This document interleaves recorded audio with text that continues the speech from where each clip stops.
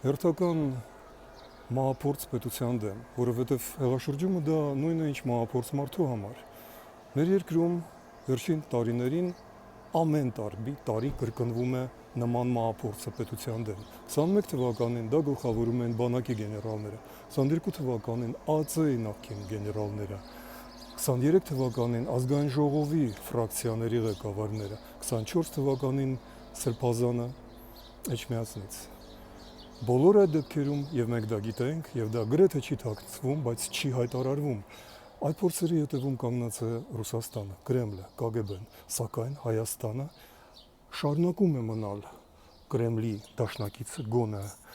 պաշտոնապես։ Մենք դուրս չենք եկել հապկից, միայն սառեցրել ենք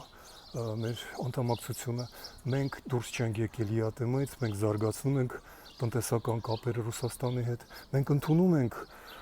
բարձրաստիճան պաշտոնյաներին Ռուսաստանից, մենք հայտ չենք ներկայացնում Եվրամիություն եւ ՆԱՏՕ։ Ինչ է սա նշանակում։ Ընդամենը մի բան, եթե մենք լուրջ ենք, եթե այս պետությունը ցանկանում է պահպանել իր պետականությունը, ուրեմն մենք պետք է դուրս գանք ռուսական այս թակարդից, ընդհատենք այդ անվերջ մահափորձների, հեղաշրջումների շրջանը։